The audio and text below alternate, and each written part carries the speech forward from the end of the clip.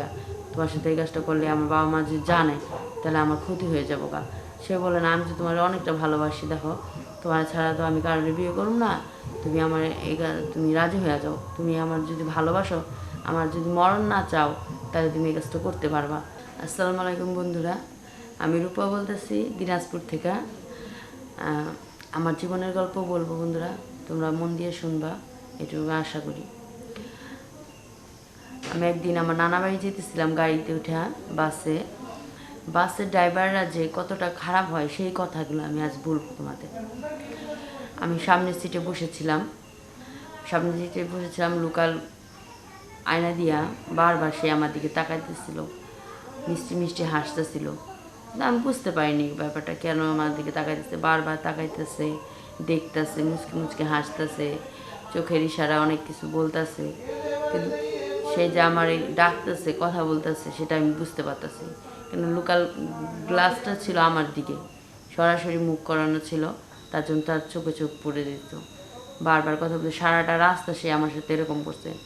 করার পরে এক হেল্পার যখন আমার কাছে টাকা চাইতে চায়, গাড়ি ভাড়া চাইতে যায়, তখন তার কাছ থেকে আমি গাড়ি ভাড়া দিতে যাই, তখন সে বলে আপনার গাড়ি ভাড়া লাগবে না। তখন আমি বলি কেন লাগবে না? উস্তাদ আপনার কাছ থেকে টাকা নিতে না বলছে, কারণ উস্তাদ আপনার নাম্বারটা চাইছে, আপনার নাম্বারটা দেন, সে কথা বলবো। আমি বলছি না, আপনি গাড়ি ভাড়া নেন, আমার নাম্বার দেবো না, এ কথা বলি। বলার পরে সে যায় তার উস্তাদকে আবার বলে যে এরকম গাড়ি ভাড়া টাকা সারতেছে, গাড়ি ভাড়া দিবে, কিন্তু সে নাম্বার দিবে না। তার উস্তাদ আমাকে আয়না দিয়ে তো মনে করেন অনেকটা করে, ইশারা দেয় নাম্বার দেওয়ার জন্য অনেকটা, কিন্তু আমারও তাদেরকে একটু হালকা হালকা ভালো লাগে, এই জন্য বারবার রিকোয়েস্ট করার পরে এরপর যে আমি নাম্বারটা দিয়ে দিই, যে নাম্বারটা দিলে কী হইব এটা ভেবে আমি নাম্বারটা দিয়ে দিই, তার কাছে নাম্বারটা দিয়ে দিই। পরে আমি যখন বাড়ির কাছে চলে আসি স্ট্যান্ডে, আমাদের দিনাজপুর, তখন আমি নেমে যাই। পরে নেমে যাওয়ার পর বাড়িতে চলে যাই, তখনকার রাত্রেবেলা আমার সে ফোন দেয়। সে বলে যে তুমি গাড়িতে ওঠার পরে তোমার খুব ভালো লাগছে, তার জন্য তোমার দিকে ওরকম করে তাকাইছিলাম, তোমাকে কেন ভালো লাগছে আমি জানি না, খুব ভালো লাগছে, তোমার হাঁটা চলা, তোমার তাকানো আমার খুব ভালো লাগছে, অনেক ভালো লাগছে, তুমি একটা মিষ্টি মেয়ে, অনেক ধরনের কথা বলে আমার, বললে অনেক কিছু বলে সে, আমি অনেকটা ভালোবাসি, অনেক ভালো লাগে আমার, তোমার মতো মেয়ে আমি কখনো দেখি নাই, এরকম কথা বলে। ভালোবাসার জন্য যা যা করা লাগে সে তাই করবে, তাও আমাকে চায়, এরকম কথা বলে। বলার পরে এক জায়গায় তার সাথে সে বলে যে তুমি যখন ঢাকা আসবে তখন আমার সাথে দেখা করবে। ফোনে অনেক আলোচনা করার পরে ঢাকা যখন আমি একদিন যাই আমার খালার বাড়িতে বেড়াতে, তখন তার সাথে আমি দেখা করি। সে ফোনে যোগাযোগ করে তার সাথে আমি দেখা করি পার্কে। দেখা করার পরে পার্কে যাই, সে বলে তুমি তো ঢাকা শহর কখনো দেখো নাই, তোমাকে আমি ঢাকা শহর ঘুরিয়ে দেখাবো। পরে সে আমাকে অনেক জায়গায় ঘুরতে নিয়ে যায়। পরে সে বলে যে তোমার তো পার্কে এইসব জায়গায় ঘুরালাম, তারপরে ছবি দেখাইলাম হলে নিয়ে, তাহলে আজকে আমার বন্ধুর বাড়ি নিয়ে যাবো তোমারে, বলে বন্ধুর বাড়ি নিয়ে যাবো। পরে আমি বন্ধুর বাড়িতে যাই, তার সাথে বিশ্বাস করে তার সাথে আমি তার বন্ধুর বাড়িতে যাই। যাওয়ার পরে কিছুদিন 2-1 ঘন্টা বসে থাকি, গল্প করি, অনেক কথা বলি। বলার পরে সে এক পর্যায়ে মনে কর আমার একটা খারাপ প্রস্তাব দেয়, আমার সাথে শারীরিক মিলন করার জন্য অনেক প্রস্তাব দেয়। আমি বলি না, এটা করা যাবে না, আমাকে যদি বিয়ে করো তাহলে আমি করবো, নাহলে করবো না, এই কাজ আমার করা সম্ভব না, আমি এখনও বিয়ে করিনি গা, তোমার সাথে এই কাজটা করলে আমার বাবা মা যদি জানে তাহলে আমার ক্ষতি হয়ে যাবো গা। সে বলে না, আমি তো তোমার অনেকটা ভালোবাসি, দেখো তোমার ছাড়া তো আমি কারোর বিয়ে করব না, তুমি আমার তুমি রাজি হয়ে যাও, তুমি আমার যদি ভালোবাসো, আমার যদি মরণ না চাও, তাহলে তুমি এই কাজটা করতে পারবা, আর যদি তুমি আমার মরণ চাও, আমি বাচ্চা থাকি, যদি চাও তাহলে তুমি এই কাজটা করবা আমার মন রক্ষা করার জন্য।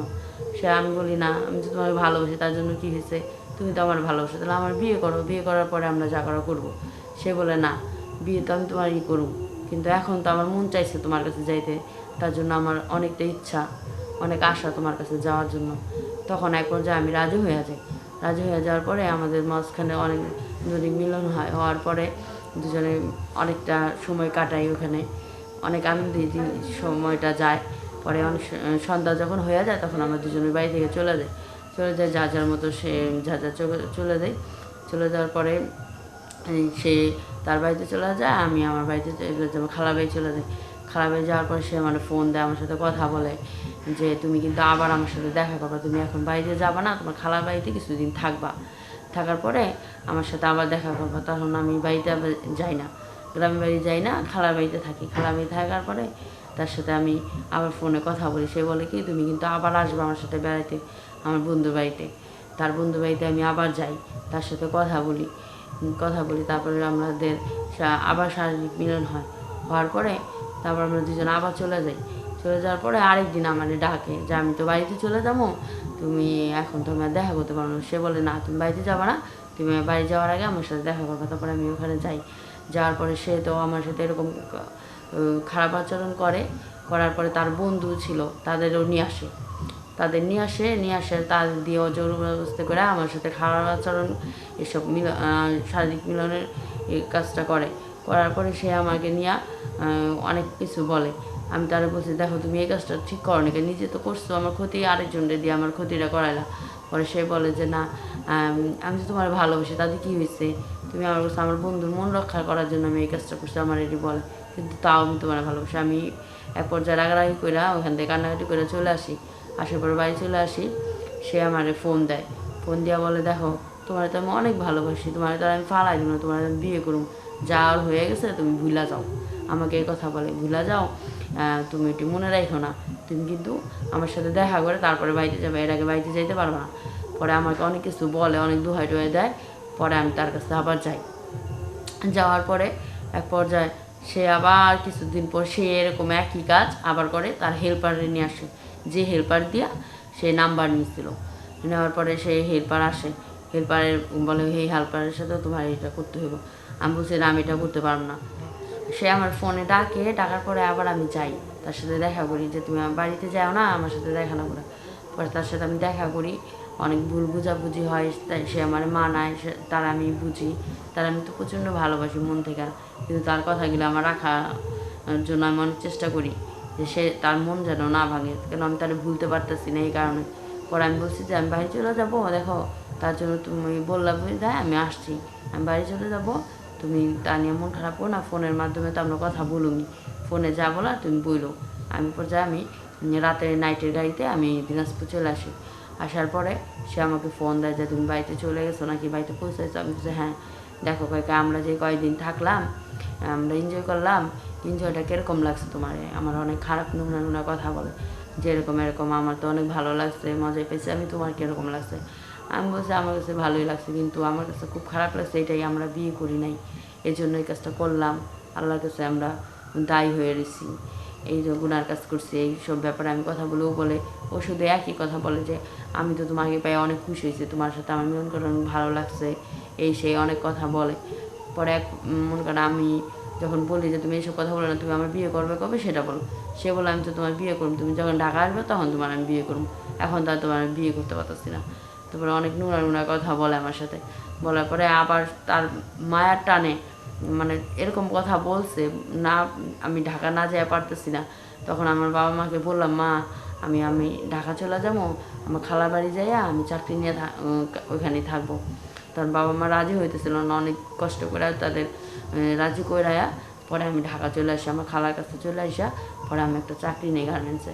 চাকরি নেওয়ার পরে আমি ওনার সাথে সবসময় কন্টিনিউ কথা বলতে থাকতাম, আলোচনা করতে থাকতাম, কেন আমি তো যে জিনিসটা ওনার কাছ থেকে পাইছি অন্য কারোর কাছ থেকে আমি পাবো না, সেই ভালোবাসাটা, যে আমাকে যে দেখছে একবার আমার ইজ্জতটা অন্য কেউ যাতে না দেখে, তার সাথে যেন আমি বিয়েটা হয়, এই কারণে আমি ওখানে চলে আসি। এসে চাকরি নেই, চাকরি নেওয়ার পরে তার সাথে আমি যোগাযোগ রাখি কন্ট্রোলার, তার সাথে আমি চলাফেরা করি, তার বন্ধুর বাড়িতে যাইতাম, কথা বলতাম, যে আমি জানি যে সে তো আমার বিয়ে করবি, আমাকে তো আর ধোকা দিবে না, সে তো বলছি তোমার। আমি 2-1 বছর এরকম যাওয়ার পরে একদিন আমাকে তার বন্ধুর বাড়িতে আবার নিয়ে যাওয়ার পরে সে বলে যে দেখো আমরা তো যা হওয়ার তো হয়ে গেছে, একবার করলেও যা, 2বার করলেও যা, আমরা তো সবসময় করি, এটা নিয়ে তো তুমি আর মন খারাপ কিছু করো না, তাতে কি হয়েছে?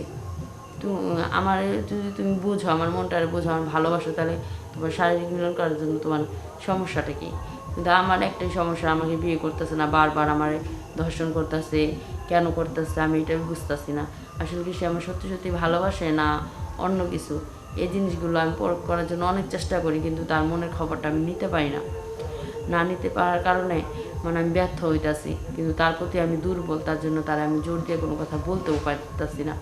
যে আমি এটা করবো না কি আসবে, যদি এটা বলি সে যদি আমার কাছ থেকে সরে যায় তখন আমার কি হইব, তখন তো আমাকে কেউ বিয়ে করবে না। এই জিনিসগুলো আমি ভাবি বারবার। ভাবতে ভাবতে এক সময় সে আমার রাত্রেবেলা আমার ফোন দিয়ে বলে যে তুমি আমার বন্ধু বাড়িতে চলে এসো, তোমার সাথে আমার কিছু কথা আছে। পরে আমি সেখানে যাই।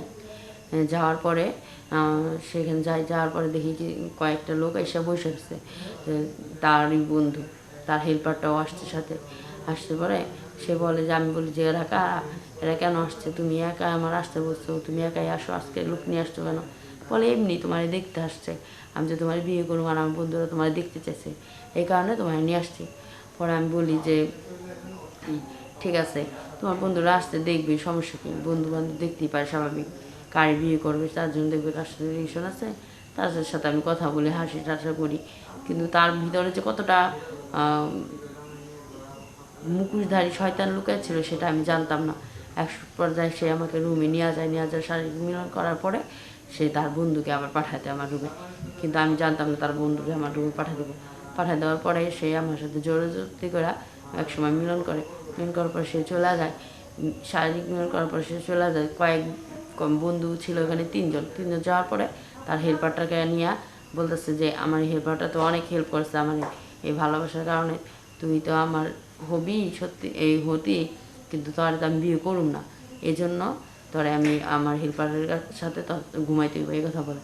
শারীরিক মিলন করতে আমি কই না, আমি এটা করতে পারবো না, এটা আমার পক্ষে সম্ভব না। বলে যে না, তোর এটা করতেই হবে, তুই যদি আমার ভালোবাসো তাহলে এটা করবি। আমি কই না, আমি পারব না, এ কথা বলার পরে আমি আমার পক্ষে সম্ভব না, আমি যদি মরেও যাই তাও আমি এই কাজ করতে পারবো না, আমার পক্ষে সম্ভব না, আমি আমার জীবন দিয়ে তুমি তাও আমি এই কাজ করতে পারবো না। তুমি আমার অনেকবার আমার ঠকাইছো, বারবার ডাইকাই না, তুমি আমার মান সম্মান নিয়ে হানি করছো, বারবার শারীরিক মিলন করছো, আমি এই কাজটি করতে পারবো না, তোমার কাছে হাত জোর করে আমি মিনতি করতেছি, তুমি আমার মাফ করে দাও। এ কথা বলে এক পর্যায়ে আমি ওখান থেকে বের হইয়া চলে আসি। সেই পরে বাসায় চলে আসি কান্নাকাটি কইরা। সে আমার আবার ফোন দেয়, দেওয়ার পরে আবার কথা বলে, এইসব কথাই বারবার বলে। কিন্তু সে বুঝতে চায় না মানুষের মনটা যে কত বড় কষ্ট, খারাপ লাগতেছে তার ভিতরটা, সে যে আমার সত্যিকারে ভালোবাসে না সেটা আমি বুঝতে পারলাম তখন, যে আসলে সত্যিকারের যে ভালোবাসে সে কখনো এরকম করে তার মান সম্মান নিয়ে টানা হেঁচড়া করে না, কারোর সাথে ঘুমাইতেও দেয় না, শারীরিক মিলনও করে না। সে আমাকে ফোন দিয়ে বারবার অনেক চেষ্টা করে কথা বলার জন্য, কিন্তু আমি পর্যায়ে কথা বলি না তার সাথে, কেন সে বারবার আমাকে ধোঁকা দিচ্ছে, এই জন্য আমি কথা বলি না। আর একটা কথা খেয়াল রাখবেন সবাই, যখনই যার সাথে কথা বলেন, রিলেশন করেন, তার স্বভাব চরিত্র কীরকম, তার ব্যবহার আচার কীরকম, সেটা আগে জেনে নেবেন। যেরকম আমি করছি ভুল, সেরকম ভুল আপনারা করবেন না। নিজের মান সম্মান নিজে বজায় চলবেন। আর কেউ কখনো নাম্বার চাইলে কখনো দিবেন না, অচেনা মানুষকে নাম্বার দিবেন না, অচেনাকে নাম্বার দিলে আমার মতো অবস্থা আপনাদের হবে। বন্ধুরা, আপনারা ভালো থাকবেন আর আমার এই গল্পটা আপনারা ভালো করে দেখবেন।